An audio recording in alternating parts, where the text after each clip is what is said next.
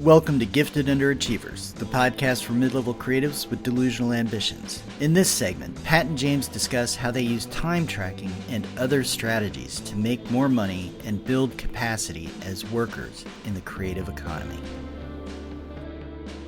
Hey, Pat. James. You're kind of anal retentive about some of the business stuff you do. Did you know that? Thank you. Um, Nobody said that to my face, but except you. Okay. Just I'm now. gonna leave that one. I'm leaving that one where it lies. Okay, then There's an unplayable lie. That ball. That one. You're not wrong. Leave You know that why? You know why I'm that way? Scottish parenting? I don't know.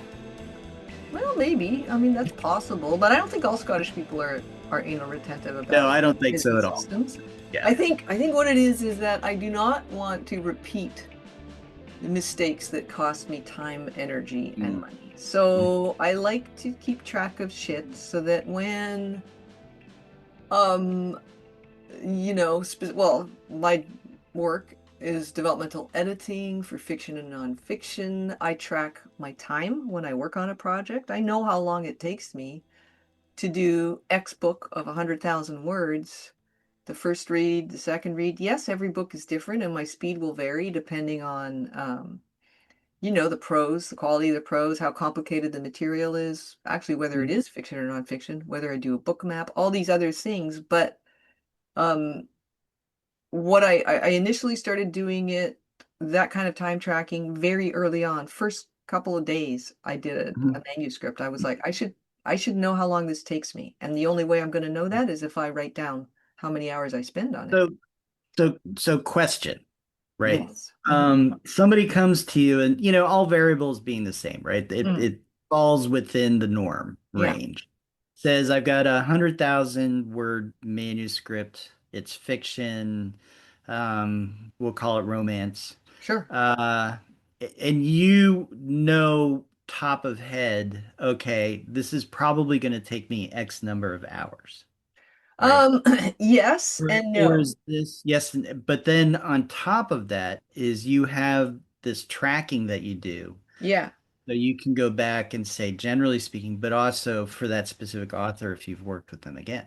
Absolutely. So I want to just back up a little. I never work on a book without having looked at it first. I need to see the Mhm. manuscript, and then I time myself reading the first 10 pages. And then I extrapolate that. I do a sample edit for new clients, which is, it's not really a sample. It's a proposal to work on their book, but I base I base it on the quality of the prose, on all different kinds of things. I base my quote on read the book, whether I've worked with that person before, that kind of thing. But the main thing I'm doing is trying to understand if there are reasons why this would take me longer than normal or why it might be quicker than normal.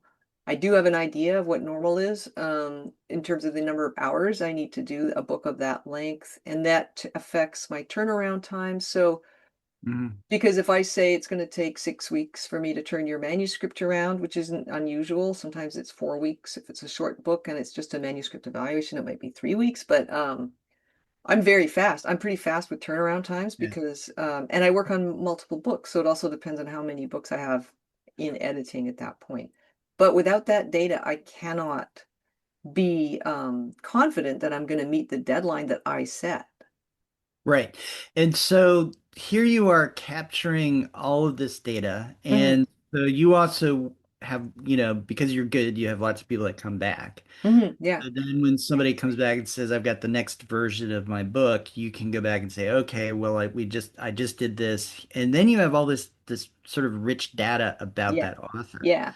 I look in so I put everything into a spreadsheet. When I'm actually tracking my time, I just use a piece of foolscap and I leave it in the file folder where I have, the intake info. I don't print out my contracts or anything like that. That's all on the computer, but I do always have a folder going for a client because sometimes I'll do hard copy reads, like if I have to take somebody to the doctor or something and I'm in the waiting room. Mhm. I want to be able to work still, but yeah, so once the project closes, I enter everything into an Excel spreadsheet for that client, and If I've worked on more than one book, each book has its own tab. And then I know last time, oh yeah, the post-edit call was actually 2.5 hours instead of the hour I normally allow because, we Mhm. have this long-term relationship, plus we're talking about their next book, but stuff like that. So I'll know, oh, add a little wiggle Wow. room for that. Yeah. Yeah.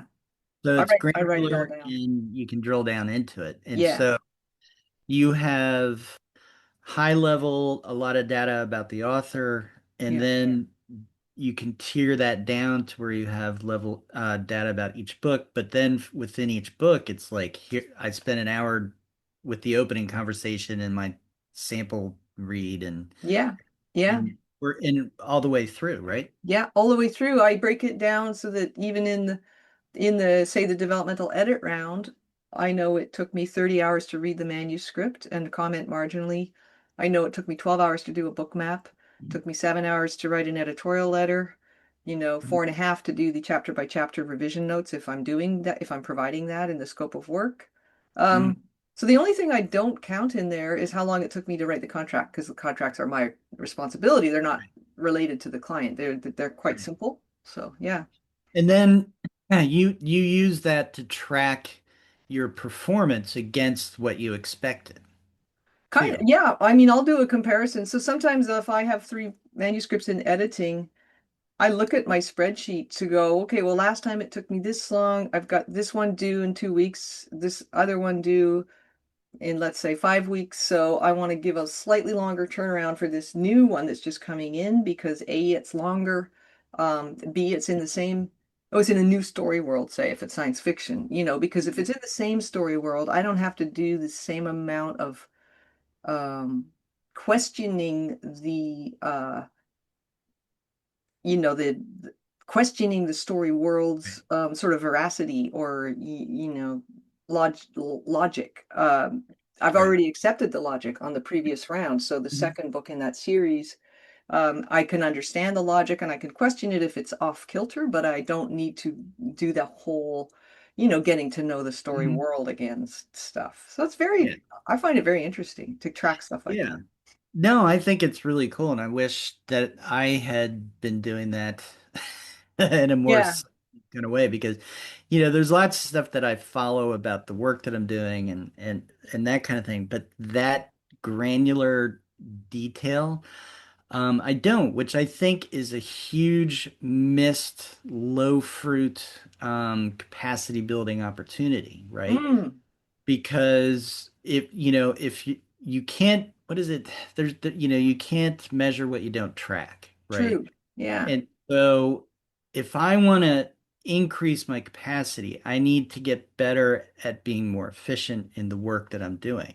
Maybe. And Yeah. if I'm not measuring it, tracking it, I can't measure it and I can't then compare, so what I'm thinking is having some sort of time tracking system, whether Mm, it's an app that I have on my computer or something I set up on paper, where I can say, this morning I spent 3 hours working through the final read of a developmental edit. yeah. And I have everything labeled and tagged so that I can come back at the end of the week and say, oh, it took me this many hours to get this far on this and by project and then put it into the computer and you can track by week, by month, by year, Yeah.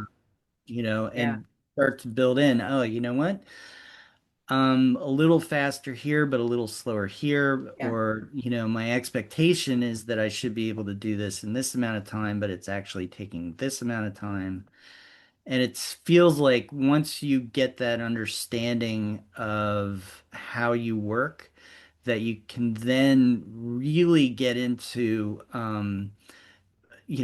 more effective capacity building strategies and You know, tactics. yeah, that makes a lot of sense. And actually, I think the part that's missing from my time tracking too is I only track my time for paid work for editing. I Mm, track it for developing courses. I want to know how long it takes me to develop a course. I sometimes fall off on that because I don't have the same tracking system.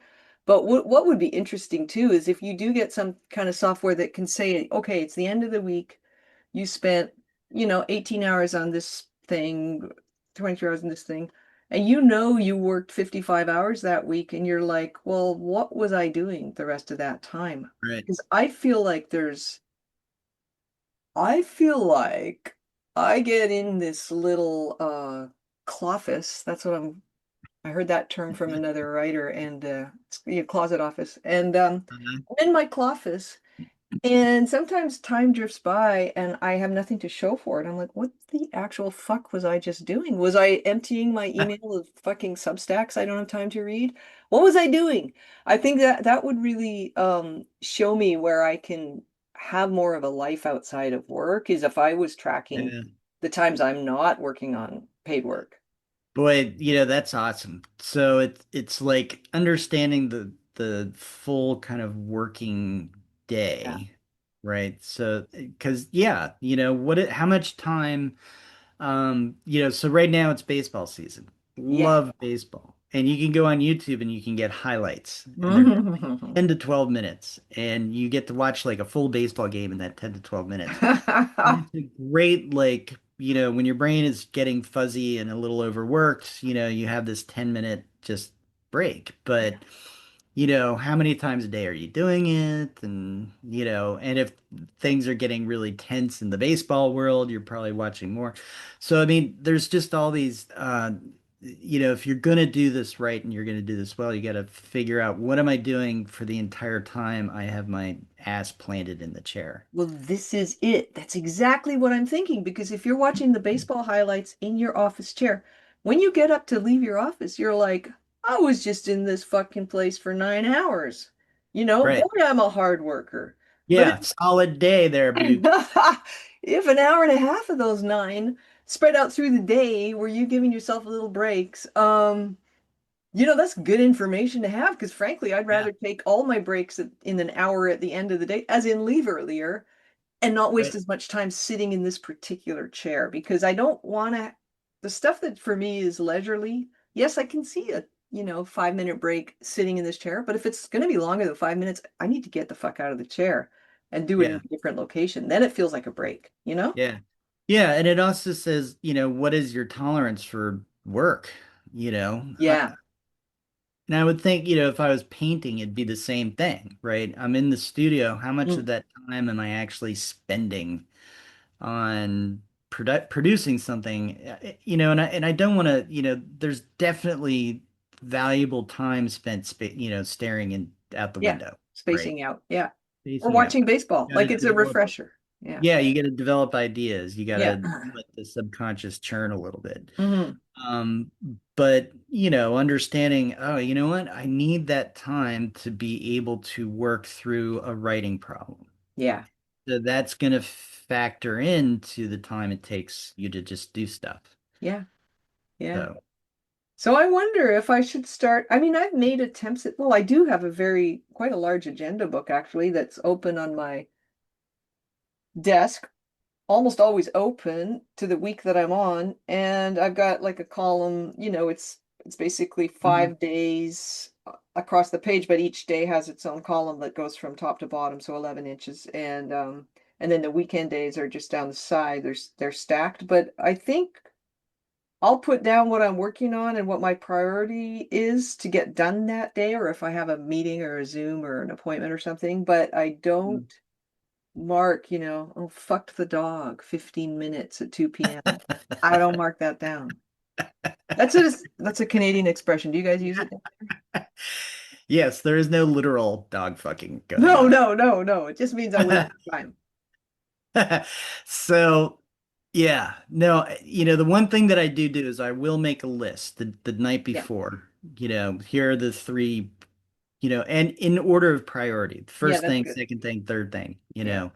So that's good. Now, the other question I have is you do sort of a paper-based system that you then put into an Excel spreadsheet. Yeah. And for me, it feels like it would be hard to have that discipline to then, because do you do it every day? Do you do it weekly? Do you do it when you finish a project? End of the project. And Yeah. even then, I have a little stack of projects that I finished in the last, I'm gonna say month and a half that I haven't entered into the Excel spreadsheet yet. I just Okay. get lazy So about it. Yeah, so thinking less jobby job and more creative work, Yeah, you can break that down into per chapter, let's say. interesting. Yeah, you mean my own writing? I could Yeah. track how long it takes me to do shit. Yeah, Yeah. So yeah. you put, yeah, so then you're tracking, say, per chapter on paper, right? And you have different variables you want to track to, I don't know what, but and then when you're done with the chapter, you put everything in your Excel spreadsheet, and then you can go back and you can really look at how you're performing, so to What's your process? Yeah. which is going to drive anybody who works in an office nuts because they hear that all the time. But Mm. you can look at, it took me, um, in actual time sitting down writing, it took 5 hours to write the chapter, but it took me 4 weeks to actually get it done I see what you're because, saying. I wasn't consistent in my work, which brings up something you said about an experience you had where the person said the process is everything. Yeah, the process basically with this poet, I was at a writing thing, man, I want to say Jamie McCarty, but I'll put it in the show notes. A poet said, you know, when you're in a creative field, uh, the process is 80% of it. The product will come. Whatever your product is, it will come. Hmm. But it will not come unless you pay a lot of attention to the process. So she was advocating doing what she called sits, like a 20-minute sit, write down, like just write for 20 minutes. She had a bunch of interesting ideas about setting constraints aside from time to help generate material, either on a project you're writing or just to have this practice of writing, because the more you write, the more stuff you have. And it's not journaling, it's actually writing. It's just Yeah. not no Yeah. no shade to people who journal, but anyway.